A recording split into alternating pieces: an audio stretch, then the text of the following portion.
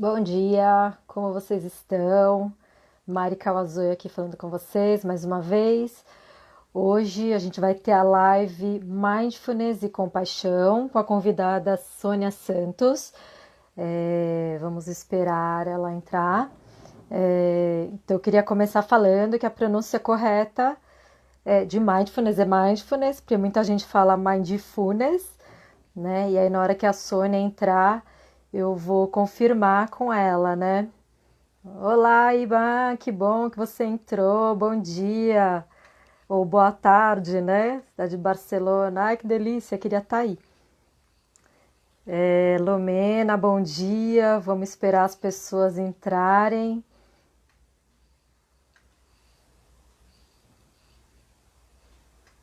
Então, vamos lá. Hoje a gente vai falar de mindfulness e compaixão. Eu já vou apresentando a Sônia para vocês até ela entrar. A Sônia trabalhou comigo no Instituto Casa do Encontro. E bom dia, gente. Hoje a gente vai torcer para as companhias de internet ajudarem a gente, porque semana passada a conexão do Rosalvo ficou caindo o tempo todo. Oi, Catarina. E vamos torcer para hoje eles serem bonzinhos com a gente, né? A Ana é aluna da Sônia, da Holanda. Olha só, hoje tá europeu, né? Ivan, hoje eu não vou tocar nada, não. Eu vou tocar uma entrevista aqui com a Sônia, que ela é uma instrutora de mindfulness, né? Hoje ela está fazendo mestrado em mindfulness e compaixão ou autocompaixão. Ela vai explicar melhor pra gente, porque de mindfulness eu sei um pouquinho. Eu tive um módulo de mindfulness no meu curso de formação em terapia cognitivo-comportamental. Para quem não sabe, eu também tenho essa formação. Eu gosto de estudar, então eu vou estudar várias coisas. E a mindfulness hoje ela é considerada a terceira onda da terceira geração da TCC, né? A terapia cognitivo-comportamental. Então, a maior busca de mindfulness hoje é para trabalhar a ansiedade, né? A ansiedade a gente sabe que está muito ligada a não conseguir viver o presente, né? Viver muito no futuro. A gente, eu vi em algum lugar, eu não me lembro nem quem foi, mas assim, a gente acorda pensando no que vai fazer, no café da manhã, no café da manhã a gente já está pensando no almoço a gente está pensando no lanche da tarde, e aí a gente acaba que não vive exatamente o presente. Então a mindfulness, ela é muito focada nessa questão do presente, do momento, tanto que as pessoas falam que, na verdade, é atenção plena e não é a tradução literal de mindfulness, né? Seria essa coisa de estar com a mente cheia e tal, mas talvez assim tenha um pouquinho a ver sim, porque a gente na mindfulness trabalha com autoconsciência, né? Vai percebendo como a gente está se sentindo, o que a gente está pensando. Então, o que eu sei de mindfulness é isso, e que a gente não necessariamente precisa estar sentado ou deitado, né? Para fazer a prática. Então, a gente pode fazer isso na hora que a gente está fazendo uma refeição, na hora que a gente está na hora que a gente está malhando, correndo, estudando, fazendo qualquer coisa. Então, no caso, seria a atenção plena, né, com qualquer coisa que você esteja fazendo, mas eu posso estar enganada. Então, eu estou falando um pouquinho de mindfulness, do que eu sei da mindfulness, né? Porque a Sônia vai falar mais sobre compaixão e autocompaixão. Esse é o combinado que eu fiz com ela. Ela ainda não entrou, deixa eu ver se ela já está aqui, peraí. Não, ela ainda não entrou, mas daqui a pouco ela entra. E deixa eu ver se ela tá tentando falar comigo. Não, mas eu acho que não. Ela vai entrar daqui a pouquinho. Então a gente espera um pouquinho, que a gente é paciente, né? Senão a gente fica muito ansioso e tá precisando muito de uma prática de mindfulness hoje para ficar menos ansioso. Bom, então voltando ao assunto, então eu vou apresentar a Sônia sem ela estar aqui mesmo, né? Aí a aluna dela, a Ana, pode ir me ajudando a apresentar se eu me enganar aqui, mas eu tô com uma colinha aqui atrás, na verdade. Então, a Sônia. Eu sei que ela tem uma história de que ela era do mundo corporativo e, como muitas pessoas, ela adoeceu no mundo corporativo. Então, para tratamento dela mesma, ela foi procurar algumas alternativas e ela encontrou para tratamento dela, procurou meditação. Eu sei que ela faz mandala, né, que é um outro tipo de meditação. Ela é analista e ela é super dedicada, se ela mergulha mesmo no que ela decide fazer. Então ela tem uma formação admirável, né? Ela é analista junguiana, tô colando aqui, viu? Psicoterapeuta transpessoal, ela é instrutora e terapeuta em mindfulness e compaixão, uh, terapeuta focada em compaixão, professora de saúde mental na formação de yoga da Universidade. Ela é hipnoterapeuta ericksoniana, professora de formação em meditação e psicologia contemplativa. Ela está fazendo mestrado em Mindfulness Self-Compassion aplicada à fadiga na compaixão na oncologia. E o que ela me contou já antes disso, né, antes dessa live, é que ela não só está abordando oncologia, né, na dissertação dela, como ela vai também abordar a Covid. Então, a dissertação dela já está atualizada para esse momento que nós estamos vivendo e que tem tudo a ver, né, com o que a gente está vivendo hoje, essas situações de crise, de doenças, e que a morte está muito próxima da gente. Que mais? Ela é proprietária da Ser Atento, Mindfulness Brasil, discípula, e aí talvez eu pronuncie errado, Geshna Wang Fendi, que é professor na Universidade Emory de Atlanta, e ela está estudando psicologia e filosofia budista tibetana. Ela acabou de entrar, eu vou deixar ela entrar aqui. Vamos entrar. Eu já estava te apresentando, li todo o seu mini currículo, falei um pouco de mindfulness aqui na minha concepção. Tudo bom? Oi, tudo bem? Tudo bem, bom dia. Bom dia. Então, Tô pronto? tem uma aluna sua participando, a Ana, da Holanda, é isso, Ana?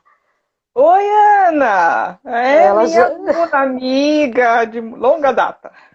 ela tá aqui, me ajudou a te apresentar, porque eu falei, eu vou ler o mini currículo, mas posso estar enganada. Aí contei um pouco da sua trajetória, de que você era do mundo corporativo e você buscou algumas alternativas para se trabalhar e que você migrou e que você, como é uma pessoa muito intensa, você estudou muito. E aí li teu mini currículo, falei do teu mestrado, hoje que você já colocou Covid na Sim. dissertação, ali na pesquisa. Falei de mindfulness, da concepção que eu tenho como terceira onda da TCC e tal. Mas hoje eu já avisei o pessoal que a gente vai falar mais sobre compaixão e autocompaixão, que é o tema que você tem Isso, estudado no momento. Então conta pra isso. gente o que que é compaixão, o que que é autocompaixão, o que que é isso? Conta pra gente. Então vamos lá. Compaixão do ponto de vista ocidental está um pouco vinculado com autopiedade, com pena. Do ponto de vista oriental está ligado a sofrer juntos. Todos nós sofremos, todos nós temos uma história para contar. E muitas vezes a gente guarda isso e olha para o sofrimento do outro e sofre com o outro. Isso é um ser compassivo. E negamos o nosso sofrimento porque a gente acha que ou não é tão grande quanto o do outro, ou porque eu não quero olhar, porque dói muito. Então, é necessário, hoje a ciência sabe disso, necessário que a gente aprenda a olhar para nós, para o nosso sofrimento. Isso não é egoísmo, isso não é egocentrismo, porque eu só posso cuidar do outro se eu estiver bem. E para cuidar bem do outro, eu preciso cuidar bem de mim. Então, é uma troca intensa, necessária, fundamental e que faz parte do nosso processo evolutivo. Nossa, tem muito a ver com o que a gente está vivendo hoje, né, Sônia? Por exemplo, os profissionais da linha de frente os profissionais da área de saúde, né? Então, que estão ali cuidando do sofrimento alheio e eu não sei como que eles estão se cuidando, né? Tem um monte de serviços e tal. Você trabalha com os profissionais também ou com os pacientes? Trabalho. Eu tenho o mestrado em si, eu pensei muito em quem cuida. Porque quem é cuidado, o paciente, sim, já tem, não que não mereça, mas já tem muita pesquisa e muito interesse. Mas e quem cuida de quem cuida, né? De quem é cuidado? Como se faz? E aí eu descobri, né, lógico, entre muitos processos, muitos transtornos, a fadiga da compaixão, que hoje está Como sendo é? talvez transformado em fadiga da empatia. Então, olha que interessante, a fadiga da compaixão é um transtorno emocional grave, porque ele se subdivide basicamente em dois: síndrome de burnout e o estresse, o transtorno de estresse pós-traumático secundário, que é sentido basicamente por quem cuida de pessoas que estão sofrendo. Então é o sofrimento, porque eu vejo o outro sofrendo e me sinto impotente por não poder aliviar. E isso me traz transtornos. Ou trauma de uma perda, de um paciente que morreu e eu não me senti fracassado em salvar aquela vida. Ou que ele me conta um trauma e eu absorvo esse trauma dele. E isso também traz consequências para a minha vida. E essas duas síndromes fazem parte de uma síndrome maior chamada fadiga da compaixão, que estão tentando mudar o nome para fadiga da empatia, porque empatia e compaixão andam juntas, vamos dizer assim, né?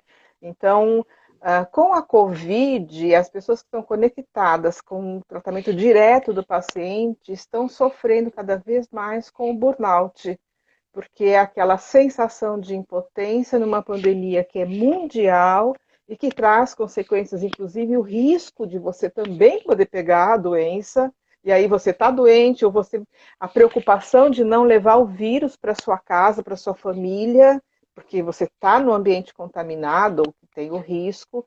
E então o hospital, por exemplo, onde eu vou desenvolver a pesquisa, já fez um estudo que basicamente deve ter um aumento de 6% em médicos, enfermeiros, psicólogos, etc., com a síndrome de burnout, o risco de afastamento para tratamento de síndrome de burnout, quer dizer, uma mão de obra que vai ficar fora e que é muito necessária nesse momento. Então, a minha orientadora pediu para que eu também estudasse o efeito da Covid na síndrome de burnout. E o que que é síndrome de burnout? Para quem não sabe, Sônia, como é que a gente reconhece que tem e como procurar ajuda? Então, é um esgotamento mental por um sentimento de inadequação profissional, de fracasso profissional, porque eu vejo o sofrimento do outro, sofro com o outro e me sinto impotente para aliviar esse sofrimento. Então, chega, por exemplo, as pessoas a faltarem no trabalho ou se sentirem, como eu posso dizer, completamente incapaz na sua própria profissão de ajudar o outro. Então, burnout, né, o queimar o cérebro, por exemplo, que eu quero ajudar, quero diminuir o sofrimento, mas eu não sei como fazer isso. O que é interessante é que agora a gente já percebeu com esse estudo, né, e outros que estão acontecendo na área, que o burnout está migrando, inclusive, para outras profissões, com o homeschooling, com as mães que têm que lidar com o sofrimento do filho no aprendizado, e ela não tem preparo para poder educar o filho em casa, a preocupação dos profissionais que estão de home office, que não dão conta às vezes, então trabalhando uma carga horária muito grande, sofrem por isso, sofrem pelo patrão, ou pela empresa, ou pela circunstância.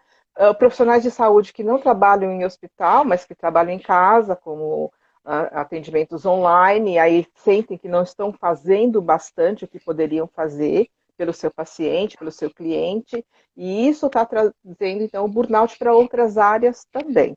Então, é uma síndrome importante que cada vez mais a gente está vendo que está crescendo e que precisa de tratamento, né? E que profissional que a gente procura para ajudar a Olha, tratar? desde psiquiatras, psicólogos ou terapeutas que tenham ferramentas, né, conhecimento em ferramentas que ajudam no tratamento, ou que aliviam o tratamento, ou que dão um outro olhar sobre o significado da compaixão e da empatia. Nesse caso, uma das técnicas é a Mindful Self-Compassion, que foi criada nos Estados Unidos por dois psicólogos que estudam a psicologia contemplativa e que tiveram esse olhar: como cuidar de mim? sem esse olhar de será que eu estou sendo egoísta, olhar para mim, né? Parar de olhar para todo mundo e dar uma olhadinha para o meu sofrimento, ter coragem de olhar para as minhas vulnerabilidades. É, Então eles criaram a técnica. as pessoas confundem muito, né? O autocuidado com o egoísmo, né? Interessante. Exato, Mas isso. desculpa, eu te interrompi, Hum. você ia falar da técnica.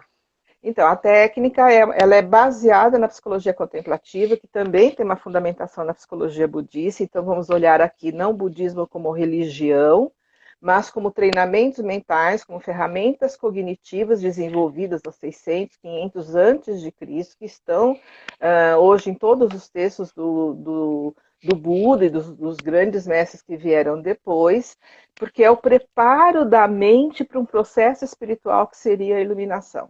Né? Então, existe todo um estudo dentro do budismo, isso é uma psicologia. Lá fora tem Uhum. o respeito de uma psicologia, tanto que tem cursos fora de formação, como o de Emory, como o de Nalanda, onde você sai psicólogo em psicologia budista ou em psicologia contemplativa. A Kristen Neff e o Christopher Gamer são psicólogos ocidentais, mas que entraram para essa área e descobriram essa ferramenta que não tem nada a ver com autoestima, porque autoestima eu me comparo com o outro para dizer se a minha autoestima é boa ou baixa, né? Eu tenho uma comparação. A self-compassion não, é o autocuidado que eu tenho que ter com a minha saúde física, mental, emocional e, por que não dizer, também espiritual, já que a saúde espiritual está ligada ao coping, né? Ao modo como eu enfrento a vida. Então, não como uma religião, mas a minha conexão como energia, como universo, enfim, aí a linguagem varia de acordo com a crença da pessoa. Mas que tem Ah, que ser interessante. saudável, né? Sim, com Ok. certeza. Tem uma pessoa que eu não consegui identificar o nome porque tá com sigla. Essa pessoa indicou o livro Cansaço dos Bons como uma alternativa para trabalhar o desgaste profissional. Eu não conheço esse livro, mas fica a dica Também aqui. não conheço. Sim, É, muito bom indicar, porque a gente não tem muito material, principalmente no Brasil, a gente não tem muita coisa traduzida. Essas técnicas, como a terapia focada em compaixão, ou a terapia da compaixão cognitiva, são coisas muito novas aqui. A gente ainda tem um embate, né, para aceitação dessas ferramentas, porque o Brasil, como um país basicamente cristão, tem o conceito de compaixão ligado à piedade, então não tem nada a ver uma coisa com a outra, isso tem que ficar muito claro. E também não tem nada a ver com autoestima, é um outro trabalho importante. Então, a gente ainda está entrando com essa ferramenta, por isso que foi assim um impacto, né? Poder fazer isso, principalmente numa área de sofrimento, que é a oncologia, mas que pode se reverter para qualquer outra área. O importante é a pessoa estar bem, estar olhando para si, que é o que a gente mais precisa nesse momento, né? acho que sempre tem uma resistência com o novo, né, Sônia? Olha, a pessoa Sempre. que indicou o livro chama Beatriz. Hum. É, então, e aí eu queria Oi, Beatriz. emendar Hum. que você estava falando da síndrome de burnout, né, do estresse pós-traumático secundário e tal. Mas eu sei que você fala também, você não, né? Aí eu acho, Eu sei. talvez é a culpa que eu conheci através de você, né? Mas você Hum. fala de tipos de sofrimentos. Quais são os outros tipos? Então, Que tipos de sofrimentos existem? dentro da psicologia budista ou da psicologia contemplativa, se classifica 3 tipos de sofrimento. Eu tenho sofrimento por prazer, que é a nossa busca pela felicidade, então eu tenho desejos, nada contra ter desejos, mas é o sofrimento que eu tenho por querer realizar o meu desejo. E se ele se realiza, eu sofro por quê? Vamos supor que o seu desejo era ter um carro, aí você compra o carro. Só que aí eu vou sofrer porque eu tenho os custos do carro, eu vou sofrer se alguém encostar no meu carro, eu vou sofrer porque eu deixei meu carro na rua. Esse sofrimento é o mínimo, praticamente é o sofrimento do cotidiano, né? É o chamado sofrimento do prazer. Eu tenho o sofrimento da mudança, porque muitas vezes a vida requer, olha o que a gente está passando com a Covid, mudanças sérias na nossa vida. Eu saio da empresa, vou trabalhar de home office, não tenho computador, não tenho internet, eu tenho que me adequar à situação, tenho filho em casa, esposa em casa. Esse sofrimento de ter uma mudança na minha vida, nem sempre desejada, mas que acontece, eu tenho que aprender a lidar com isso, é chamado sofrimento de mudança. E aí vem outras coisas, né? Doenças e outras coisas. E eu tenho o chamado sofrimento de renúncia, porque às vezes eu tenho um sofrimento tão grande, por exemplo, você nasce ou você sofre um acidente e perde uma parte do seu corpo, perde uma perna, enfim, só tem uma consequência. Não há o que fazer. É muito mais do que aceitar. Eu tenho que levar minha vida. Eu tenho que fazer tudo para ser feliz daquela maneira que eu estou agora, dessa nova situação. Então eu tenho que renunciar a esse sofrimento, porque ficar sofrendo por isso não vai mudar, não vai fazer com que meu corpo volte a ser como era antes, por exemplo, e eu tenho que levar a vida adiante. A gente chama isso de sofrimento de renúncia. Então, basicamente, todo ser humano, todo ser vivo, todo ser sofre. Desde o sofrimento simples, porque eu queria, por exemplo, estar podendo ir no shopping e não posso, desde o sofrimento porque eu perdi o meu emprego e eu preciso cuidar da minha família, o sofrimento porque eu peguei o Covid e tive minhas consequências, mas a vida segue. Né? E dentro da psicologia budista, se você está vivo, você já tem uma grande vitória. Isso é muito poderoso. Só que as pessoas muitas vezes têm dificuldade de olhar para isso. E aí É, de sofre até por aceitar, causa disso. né? É, Sim, nossa, com certeza. Sempre querendo mais, né? Me dá uma sensação assim de que as pessoas nunca estão satisfeitas. Eu acho que tem um. Isso também é um sofrimento, né? Que é essa coisa do sim. prazer, você falou do carro, aí o carro vai puxar outra coisa e por aí vai, né? Então, você E compra o aí, carro, aí sai o modelo novo e você não acabou de pagar o outro ainda, aí você quer o novo. Então a gente está sempre correndo atrás e sofremos por conta disso, porque não é só desejar, é toda a energia mental e emocional que eu ponho na busca desse desejo, que depois eu percebo que ele não me fez tão feliz quanto eu imaginava que seria, porque a gente coloca a felicidade como algo fora da gente. O burnout é isso, eu coloco fora. Eu coloco no outro tudo, nossa, eu me dediquei tanto e ele não sara, eu me dediquei tanto e cada vez aparece mais pacientes, como assim? Então, essa angústia, esse sentimento de fracasso, de impotência, está ligado a esses tipos de sofrimento. Ok? tá, mas tem jeito, tem como tratar isso. Claro, claro que tem, né? Você tem tanto, se eu for um olhar psiquiátrico, tem medicação, enfim, eu posso fazer um tratamento com uma psicóloga, que deve ter suas linhas de trabalho para isso também, mas dentro de uma modernidade, a gente tem esses recursos que traz, por exemplo, a Mindfulness Compassion, a Mindfulness para trauma. Hoje em dia, a Mindfulness tem uma série de técnicas diferentes, né? E a Mindfulness Self Compassion, que é esse auto-olhar, é você ter coragem de olhar para você e dizer: eu sofro, eu tenho um sofrimento. Né? Eu não sou melhor do que ninguém, mas eu também não sou pior do que ninguém. É o que a gente chama de humanidade compartilhada. Todo mundo sofre, eu também tenho o meu sofrimento. Eu posso aceitar que eu não sou perfeita, eu tenho as minhas imperfeições, cometo erros, cometo falhas, tomo decisões erradas, tenho que aprender muitas coisas, eu tenho que olhar para isso e reconhecer a minha humanidade e olhar que o outro também tem as suas humanidades. Então, dentro da técnica da self-compassion, a gente tem o que a gente chama de humanidade compartilhada.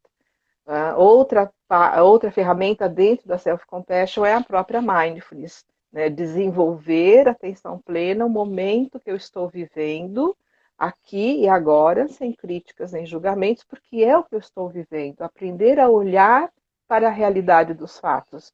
E aí eu vou ter clareza mental, ou eu preciso desenvolver a habilidade da clareza mental para tomar as melhores decisões, ter discernimento para tomar as melhores decisões, ter condições de olhar e dizer: estou sentindo raiva. E não há nenhum problema em sentir raiva. O problema está em negar a raiva. Então, nossa, estou ficando com raiva. Mariana, me desculpa, não vou conversar com você, porque eu estou tomada pela raiva, eu preciso me acalmar, eu preciso pensar, preciso refletir, depois eu te procuro e a gente conversa. Do que eu permitir que a raiva me tome e eu não prestei atenção nela e eu posso romper uma amizade, magoar uma pessoa, ofender uma pessoa, me machucar, porque eu não percebi o momento, eu não olhei para a realidade do momento. Eu estava no passado ou lá no futuro, sonhando, idealizando, imaginando, menos no aqui e agora. Então, a atenção plena é fundamental na self-compassion. E o mais importante de tudo, aprender a ser bondoso com você mesmo. Ser generosa com você. Generosa não é questão de se presentear, coisa assim, mas de ter generosidade com você. Quando foi que você olhou para você como você olha para o seu melhor amigo? Uhum. Ô, Né? Sônia, a Ana, tá pedindo Hum. para você falar dos 8 passos da mindfulness. Ai, Aninha. Bom, a gente tem aí a importância de olhar corpo, fala e mente, né? Então eu vou ter que sentar. O ideal é que você tenha um cantinho para quem é iniciante, você tenha um canto seu, um canto que você possa dedicar pelo menos uns 5 minutinhos para você. Depois esse tempo deveria aumentar para pelo menos 24 minutos por dia, de preferência direto, mas dizer que uma pessoa que nunca meditou vai conseguir meditar de cara 24 minutos é impossível, né? Então, a gente tem que pensar nisso. Eu preciso ter um cantinho meu que eu possa ficar uns 5 minutinhos em paz comigo mesma, em silêncio de preferência, porque eu vou ter que escolher um objeto. A mindfulness é uma técnica chamada de meditação com objeto externo. Então eu tenho que olhar, escolher um objeto. Normalmente a gente escolhe um objeto como a respiração. Vocês estão me vendo direitinho? Sim, sim. Tá. Tá entrando a mensagem para você. Então, entrou uma mensagem que eu não consigo tirar. Então, eu vou Pessoal, escolher. entra na live para falar com a Sônia, vocês não estão entendendo. Não é para mandar WhatsApp para ela, é Por para mandar favor, aqui gente. na live. Mas vamos lá, a gente Então, eu tirou vou sua escolher. concentração. Tiramos. Então, eu vou escolher um objeto. No caso da Mindfulness, é aconselhável a respiração, porque aonde eu estiver, estou respirando. Então, eu posso meditar numa praça, depois eu posso meditar no carro, se eu estiver num trânsito parado, eu posso meditar em qualquer circunstância. Então, a meditação é o melhor objeto. E vou esvaziar a minha mente para focar, então, na minha respiração. Muito simples, né? Mas vamos tentar aí 24 horas, 24 minutos sem pensar, Nossa, focando só no ar que entra, na sutileza do ar que sai, na mudança de temperatura. Então, olha a concentração necessária. Mas quando eu faço nossa. isso, eu vou ficar com a mente que a gente chama de mente vazia, ou estado de não eu. Né? Então, nesse processo, eu vou estar desenvolvendo o que a gente chama, então, mindfulness do corpo, fala e mente. E isso vai virar um crescer que vai me trazendo benefícios que vão. Aqui a ciência hoje está encantada. Né? Então, a mindfulness ela tem esses passos, ela tem esses. Eu não gosto de chamar de dogmas nem de regras, né? Porque varia muito de pessoa para pessoa. Eu tenho alunos que amam meditar mindfulness de uma forma mais dinâmica, dançando, por exemplo. Eles entram num centramento dançando, uma música mais apropriada para isso. Tem gente que gosta de meditar desenhando. Tem gente que gosta de fazer uma mindfulness, por exemplo, saboreando um cafezinho, sentindo o sabor, curtindo o café. Então, esse prestar atenção a alguma coisa, estar plenamente focada, traz a minha mente para o agora, para o que eu estou fazendo, que é o mais importante, e não para o passado, e nem lá para o presente, e nem aquele discurso mental que a gente acaba transformando a nossa vida no piloto automático, né? Eu dirijo no piloto automático, eu faço comida no piloto automático, eu tomo banho no piloto automático, e vamos sair disso e vamos ser centrados no que eu estou fazendo aqui e agora. Okay?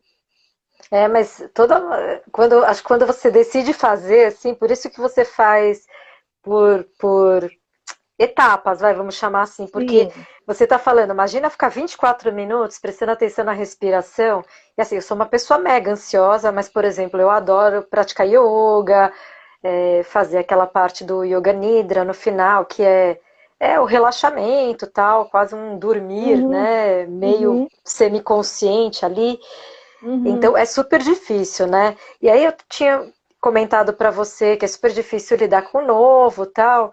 E eu acho super interessante, eu assisti o teu workshop, participei do teu workshop, que você fala de etapas para mudança de hábito, né? Porque até, por exemplo, decidir, vou praticar mindfulness, exige uma mudança de hábito, né? E aí eu queria Sim. dar um passo atrás e pedir para você falar sobre essas etapas para mudança de hábito. Então, a primeira coisa que eu convido para a pessoa é ter um caderno onde ela vai abrir duas colunas, né? Primeiro, como é o dia dela, como ela organiza o dia dela. E ali ela vai perceber que muitas das coisas que ela faz ela poderia, não são tão prioridades assim, porque a gente se auto-sabota, a gente procrastina e a gente empurra isso para frente. Então, é ter coragem de olhar para o seu dia. E aí, olhar onde eu posso introduzir um novo hábito mais saudável, porque eu vou perceber, por exemplo, olha, eu fumo um maço de cigarro por dia, eu sei que isso não é saudável. Então, em vez de fumar, por que eu não posso fazer uma outra coisa? Né? E ao organizar a tua agenda, você faz na coluna do lado uma priorização do que realmente é significativo para a sua vida e introduz ali, por exemplo, 5 minutos de manhã, assim que você levanta, né, toma sua água, vai no banheiro, escova seu dente, faz o que tem para fazer, você se sente mais desperta. Então, volta para o seu quarto, senta no chão, porque cama é símbolo de dormir, de descansar para a nossa mente. Né? Então, senta no chão, senta numa cadeira, senta numa poltrona, avisa as pessoas da família, não me incomodem, eu preciso de 5 minutos. E aí você vai fazer uma prática meditativa. Primeiro dia funciona, segundo também, o terceiro você vai esquecer, mas aí você volta para o quarto, porque a coluna está lá, né? Meditar depois que acorda de manhã. E aí, quando eu vou insistindo com a minha mente, eu criei um novo hábito, que é saudável. E é legal, porque ele começa a fazer bem. E ele começa a fazer Ah, bem, aí não quero 5 minutos, eu quero 6, eu quero 7, daqui a pouco virou 12. Não é brincando, mas de uma certa forma eu vou alcançar os 24 minutos. Eu trouxe um novo hábito para a minha vida. Na tá, então alimentação, oi. eu falo, não, a alimentação muito me interessa. Fala. Alimentação, a gente tem a mindfulness eating, por exemplo. Eu posso organizar, tem pessoas que quando vão montar o prato, elas põem tudo num prato só, né? O feijão, o arroz por cima, a carne do lado, enfim. E aí é chocante, porque a gente quer, às vezes, comer tudo que tem, né? Nem tá com tanta fome assim, mas monta aquele prato lindo, mas que não significa a fome que você tem, né? E no fundo, na bagunça que fica, você não saboreia, você não sabe o sabor. Você sabe que alguma coisa está um pouquinho mais salgada, uma coisa está um pouquinho mais apimentada, algo não ficou bom, mas está tudo misturado. Na Mindfulness Eating, você ou monta o prato com as comidas separadas, mas o ideal mesmo é pôr um alimento de cada vez. Eu ponho o arroz no lado e o feijão no cantinho, no outro lado. Quando eu comer o arroz, é só o arroz. E eu vou pôr na boca e vou saborear o arroz, a ponto de sentir os temperos, de jogar para um lado, jogar para o outro, jogar para o céu da boca, volta. Eu vou comer muito menos, vou saber o que eu estou comendo e o sabor do que eu estou me alimentando. Eu tive uma paciente que perdeu 5 quilos no mês, sem regime, mas praticando Opa, essa forma de se alimentar. Não é legal falar no celular, não é legal estar assistindo uma televisão, por exemplo, e não é legal você estar conversando com o outro, ou seja, é o foco, é o centramento na alimentação naquele momento. Não nossa, é precisa difícil, hein? ser e não precisa ser todas as refeições. Eu posso escolher uma. Por exemplo, posso escolher o almoço. Vou gastar talvez 1 hora e não 20 minutos, 15 minutos, como normalmente, né? As pessoas engolem a comida. Mas eu vou escolher uma refeição para fazer de uma forma centrada. Deixa eu sentir o sabor de um alface. As pessoas falam, alface não tem gosto. Será que não tem? Ai, Não tem sim. sei, porque a gente mistura com tudo. Então, experimentar um alimento de cada vez, comer devagar, mastigar de 4 a 5 vezes cada alimento, pousar o garfo, não ficar segurando, deixa, né, põe na boca, pousa, aí mastigo, pego de novo, escolho outro alimento, e assim eu vou uma refeição por dia. Você emagrece, você está fazendo uma meditação, por incrível que pareça, está desenvolvendo foco, está desenvolvendo memória, está desenvolvendo tranquilidade, está desenvolvendo satisfação alimentar e você vai comer muito menos. Então, assim, hoje a gente sabe que tem N maneiras de você fazer mindfulness, que é atenção plena, sem necessariamente ter que sentar numa almofada, num templo ou de uma forma religiosa. É por isso que talvez a ciência tenha se encantado, porque os benefícios são enormes. E é uma coisa que aparentemente é simples, mas não é tão simples assim na hora que você vai para a prática. Por isso que eu falo, é uma mudança de comportamento que não pode ter briga na mente. Eu vou ter que descobrir qual é a melhor para mim. Então, tem gente que quer ficar sentado meditando, focando na respiração. Tem gente que vai ser a mindfulness eating. Tem gente que é a mindfulness do banho. Tem gente que é a mindfulness da direção. Pegar o carro e dirigir Sim, mas dirigir com consciência. Que marcha eu estou passando? Quantos faróis vermelhos eu peguei? Quantas vezes eu precisei virar à direita ou à esquerda? Estou totalmente focado. E a gente não faz isso. A gente dirige no piloto automático. Quando eu vi, eu já cheguei. E É aí, se você verdade. pergunta, né, se você tem que deixar o sapato do lado do fora de um templo, meu mestre fazia isso. Ele perguntava, como está seu sapato do lado de fora? E aí você para pensar, nossa, eu só tirei, mas eu não sei onde está. E ele falava assim, vai lá e você não vai aprender coisas novas até o dia que você chega e você saiba. E a gente nunca sabia quando ele ia perguntar isso. Olha, que coisa, né? Mas a gente já chegava pensando nisso. Deixa eu prestar atenção em como eu estou deixando o meu sapato do lado de fora. Mínimo, básico, simples, mas são coisas que a gente não faz. É, às vezes a gente não sabe nem que roupa tá usando, né? Tem que olhar. Não é? Então, Não é e verdade? você sabe que você está falando isso de mindfulness e prestando atenção. E As o que me pessoas estão ocorreu me agora, ligando. ah, fala, entra na live do Instagram, gente. Oh, Pessoal, vocês não prestaram atenção na divulgação, tem que olhar é. direitinho. Mas depois a gente vai disponibilizar no YouTube, vocês vão poder assistir lá, ou no IGTV. Mas deixa a Sônia falar comigo. Eu quero a atenção dela. Eu quero a atenção da Sônia agora. Então, Fala. Sônia, eu tô pensando nisso, você tá falando de prestar atenção e tal. Eu acho que a gente está sendo meio obrigado a fazer uma mindfulness.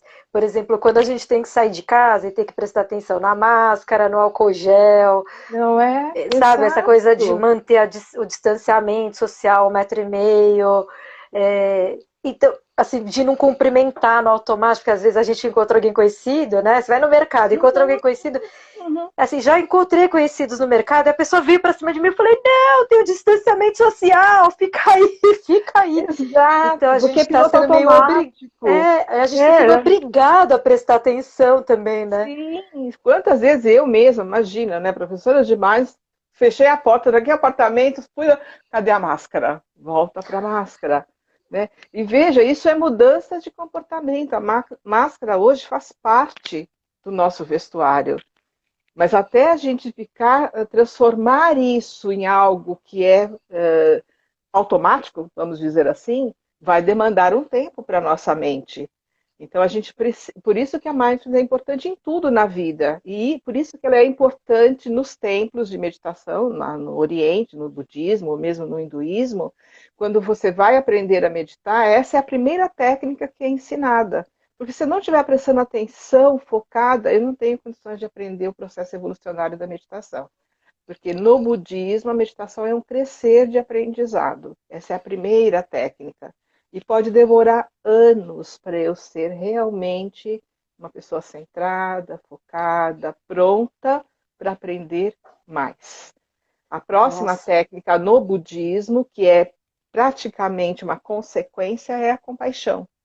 Então, quanto mais você meditar, você vai ficando mais compassivo, você vai ficando mais amoroso, você vai ficando mais gentil. É só a gente olhar, né, os monges, os mestres, de todas as religiões, né? Como eles vão ficando mais atenciosos. Isso é o resultado próprio da meditação.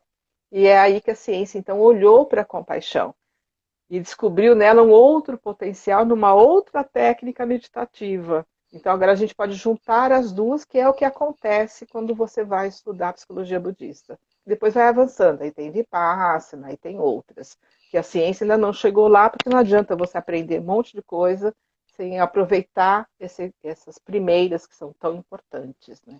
E bom, é bom para mas todo mundo.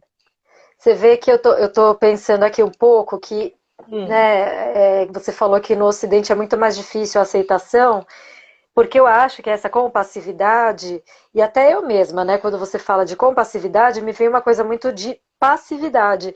E ela não é bem vista no mundo ocidental, porque o mundo ocidental ele exige outras coisas, né? Ah, que você tem que ser proativo, ah, que você isso, que você aquilo, a competitividade.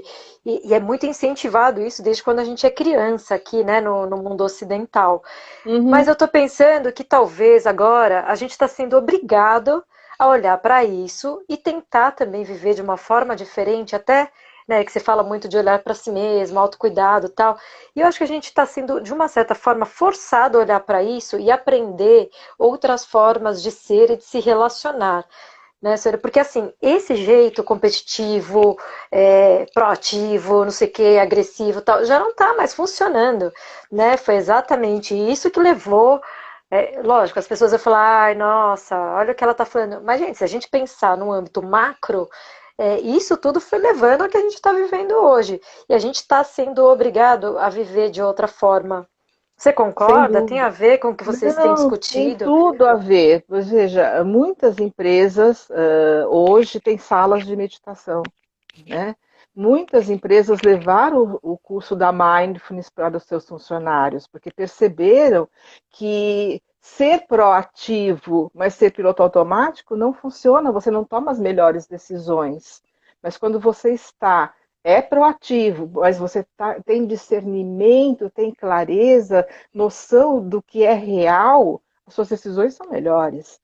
A self-compassion, a mindfulness, traz a sensação de empoderamento. Estou cuidando de mim. Isso é muito importante. Eu estou mais motivada a fazer mais e melhor porque eu reconheço e aceito as minhas imperfeições. Eu sei que eu preciso estudar mais, não porque eu sou uma fracassada ou inadequada, mas porque eu tenho potencial para desenvolver. Talvez seja das habilidades mais difíceis de aprender, seja a habilidade de ser compassivo, justamente por isso, porque eu tenho uma crença errônea sobre o que é compaixão. E hoje a gente tem nas empresas também, que é uma coisa mais moderna, um pensar mais moderno, que é a liderança compassiva. Eu saio daquela coisa da chefia, né? Eu sou chefe de equipe, para eu sou um líder compassivo, onde eu conheço cada membro da minha equipe, sei o potencial de cada um, as imperfeições de cada um, e eu vou, então, dividir responsabilidades de acordo com o potencial de cada um. É um olhar totalmente diferente. Então, a equipe fica mais integrada. Ninguém é mais nem melhor do que ninguém, mas todo mundo tem habilidades que muitas vezes desaparecem no meio da equipe, porque ela se sente inadequada à cobrança, à pressão da empresa para executar a sua atividade. E ela então não revela o que ela poderia revelar. Mas se eu tenho um líder que é compassivo, que vai sem, não, veja, não, ele não tem pena, ele não tem piedade, ele não está incentivando a tua baixa autoestima, pelo contrário, ele vai olhar para você e dizer: essa talvez não seja uma pessoa que faça reuniões ou que conduza projetos, ela é ótima para sentar na mesa e sozinha fazer, porque ela trabalha melhor sozinha, então eu vou jogar esse trabalho para ela e vou colocar para o outro, que é mais extrovertido, mais falante, talvez a comunicação com outros. Então ele consegue ter um olhar para o ser humano. Então não é um chefe que manda, mas um chefe que conhece. Na verdade nem é chefe, é um líder, né? É É um verdade, líder completamente compassivo. diferente. Então, Harvard e outras universidades estão introduzindo, estão estudando a liderança compassiva. Para você ter uma ideia, mindfulness e compaixão hoje é matéria em Harvard e em muitos cursos, inclusive advocacia. Você tem mindfulness para advocacia, mindfulness for lawyers. Então, você veja, uma área que você jamais imaginaria que isso seria importante, né? Hoje é matéria de faculdade. Dentro da medicina no Brasil, já tem algumas universidades brasileiras que, dentro do curso de medicina, você tem a compaixão e a mindfulness. Por quê? Porque o ser humano que entra no consultório é um ser humano que está sofrendo. Ele precisa do olhar compassivo do médico, ele precisa do olhar atento do médico para o que ele está falando, escuta atenta, empática e compassiva. Hoje é matéria de faculdade. Então, a importância disso vai muito além do que a gente fica imaginando quando a gente olha e fala: compaixão é espiritualidade, é religião. Não, não é. É evolução do ser humano mesmo. Talvez o mundo não tivesse como está hoje se a gente tivesse um olhar mais compassivo com todos os seres, vamos dizer assim, né? Os seres em geral, não só o ser humano, né? Mas com o próprio planeta. Eu estava até pensando nisso, eu falei, se precisa institucionalizar, significa que a gente não está fazendo bem isso, né? Na vida. Eu acho que tudo que Exato. precisa institucionalizar, ou virar lei, virar regra, é porque a gente não está tendo uma crítica ou uma consciência no sentido de, né? Então, por exemplo, precisa ter uma matéria sobre Não que seja, eu não acho negativo, não, muito pelo contrário, eu acho muito legal ter isso numa formação, porque eu acho que isso deveria, na verdade, ser na nossa formação como pessoas e não na formação formal, né? Mas Sim, se entra isso, eu acho super importante, porque já mostra, ainda numa universidade como Harvard, por exemplo, que tem muita importância no mundo, mostra que a gente está precisando realmente lidar de uma forma diferente, né? As pessoas sim. não são objetos, uh, é, então o ser que está ali, como você fala, está em sofrimento. Ele não é um paciente, um número que chega ali para a gente, então mais alguém que vai pagar o meu serviço, né? Então, quer dizer, é um ser humano, né? Então, Exato. O Dalai Lama faz a cada 2 anos uma reunião com os cientistas, isso mais ou menos desde 2000. A última reunião teve uma pedagoga canadense que desenvolveu um trabalho de compaixão entre as crianças no primeiro nível escolar. E o que ela percebeu, acompanhou durante ao longo dos anos essas crianças, é que eles se tornaram jovens diferentes, com baixíssimo uso de drogas, pouquíssimo bullying, praticamente zero bullying, melhor aprendizado, melhor relacionamento com a família, melhor relacionamento com a escola, melhor relacionamento com a sociedade local. E, veja, ela introduziu isso com as crianças pequenas. Então, você imagina se as escolas começassem a introduzir a importância da atenção plena, da generosidade, do autocuidado, do respeito ao outro, à humanidade compartilhada, desde a criança.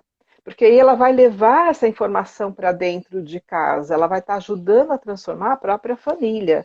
Que é mais fácil você colocar novos hábitos numa criança do que você introduzir numa pessoa adulta que cresceu se comportando daquela maneira e que não vê sentido em mudar, mas critica o mundo porque o mundo está do jeito que está. Né? Então, quando eu começo com a criança, eu internalizo mais facilmente. E ela fez um trabalho, uma tese de doutorado ou pós-doutorado, e o Dalai Lama ficou encantado, porque imagina, começar com crianças na fase pré-escolar. Então, o mais cedo possível. E eu vou ter adultos diferentes. Então, ele fala: se eu começar na criança, daqui a 2 ou 3 gerações, eu vou ter um mundo diferente. é Então, muito lindo isso, né? Se a sim, gente fizesse isso em casa, já muito, né? resolveria, né? Muito. Por isso que fazer em casa começa com você, né? Ser É, generoso com você, no sentido de ser bondoso com você, ser gentil com você mesmo. Aceitar aquilo que você não pode mudar, porque vai mudar. Nada é permanente, uma hora vai. É que não chegou o momento. Então eu aceito que ainda não está no momento. E vou olhar para as minhas imperfeições porque estar ok. Ninguém é 100% perfeito, isso não existe. Então, como fazer isso se eu vou só olhar para fora? Eu tenho que olhar para mim, eu tenho que ter coragem de olhar no espelho e dizer: sim, eu sofro. E isso me traz muita dor. E eu preciso de ajuda, porque nem sempre consigo resolver isso sozinho. Eu preciso de ajuda. E vou procurar um profissional que me ajude a olhar para a minha dor. Não apontando o dedo, mas julgando, criticando, culpando, transformando a pessoa em vítima. Mas sim, você tem o sofrimento, vamos trabalhar isso. Para que você com desenvolva certeza. essa habilidade e chegue um momento que você aprende a cuidar de você, que é o mais importante. E cuidar de você não é só saúde física, é saúde mental e emocional, porque tudo anda junto, né? A famosa saúde holística, o ólon, o todo. Eu não posso cuidar, vou ser atleta. Perfeito, faz ótimo. Mas será que está fazendo bem para a sua saúde mental? Porque às vezes as pessoas negam, né? Não vou fazer terapia porque terapia, né, é para quem tem problemas. Poxa, ok. Pelo Eu acho que todo contrário, mundo tem problemas. isso, fazer terapia é evolução, é crescer, é olhar, é desenvolver consciência, é querer transformar-se numa pessoa cada vez melhor. E eu, às vezes, preciso de ajuda. E não é lendo É, só livro de autoajuda, é trocando ideia com alguém que estudou para me ajudar, que está nesse caminho para ajudar os outros, né? Que são os terapeutas, os psicólogos, e se sair no psiquiatra também está tudo certo. Eu não posso não, com negar, certeza. né? Eu não posso esconder debaixo do tapete, porque isso vai virar um problema mais sério lá na frente. Com certeza. Ô, Sônia, o Ricardo Guzmão, que também é Hum, psicólogo, meu amigão, ele está dizendo hum, meditar e treinar a respiração, oxigenar o cérebro e na pacificação poderemos praticar assertividade e compaixão. E na concordo. sequência, a Ana ela fala importantíssimo para a educação, isso que a gente estava falando das crianças, né? Sim. E você não sabe, já são Hum. 10 para as 11 e eu Que tinha falado, bonitinho. eu tinha falado para você que eu ia pedir para você fazer uma prática com a gente. Só que eu acho que você tem tanta coisa legal para falar e, e ainda ficaram umas perguntas pendentes aqui. Uhum. Infelizmente, hoje não vai dar tempo mais de falar porque o Instagram derruba a gente. Nesses 10 minutos, eu queria, Sônia, assim, o que der para falar, tá?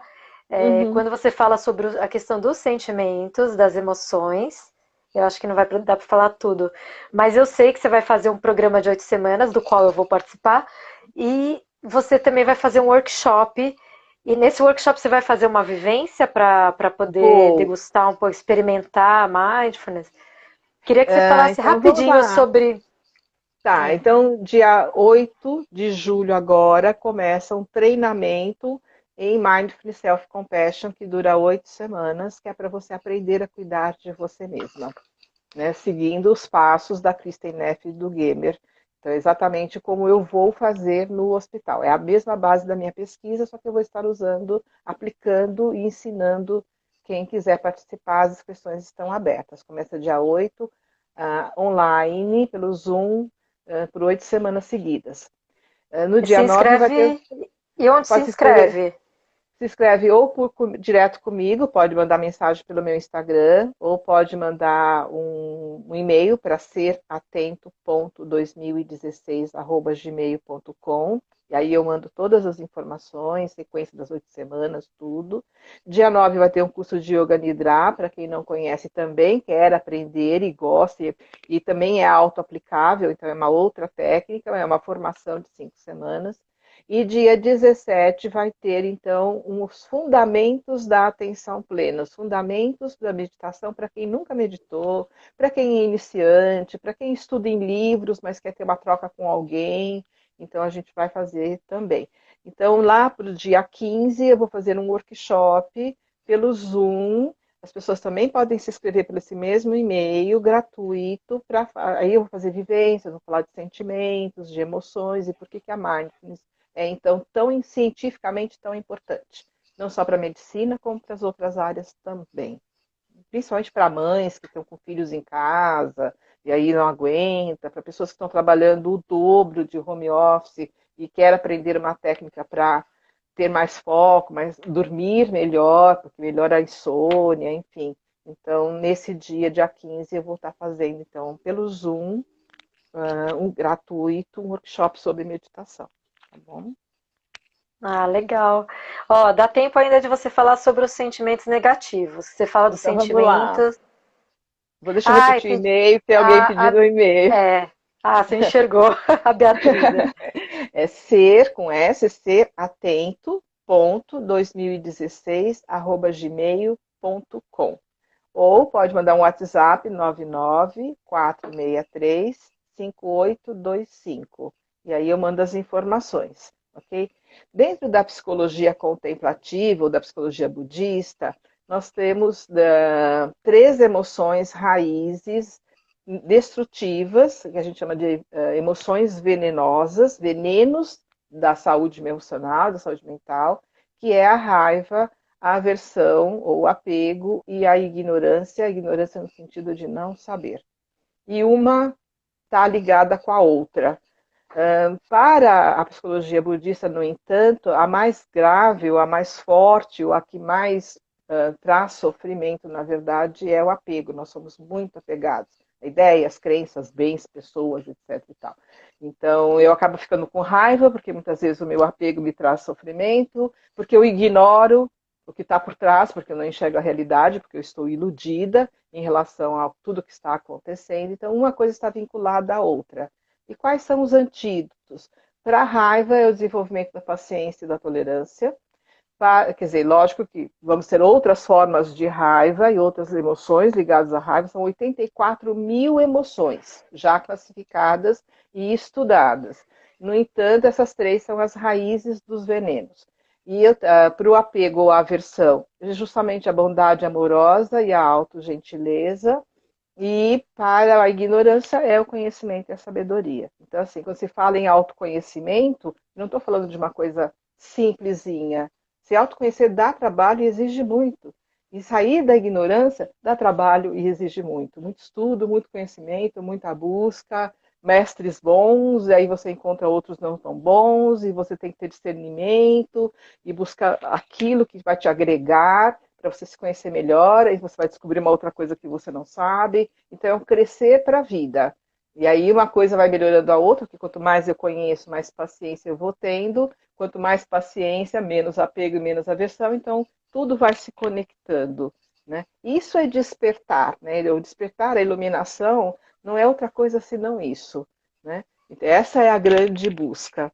Mas muitas vezes a gente tem um sentimento que a gente nem sabe o nome, né? Estou me sentindo mal, mas eu não sei o que é.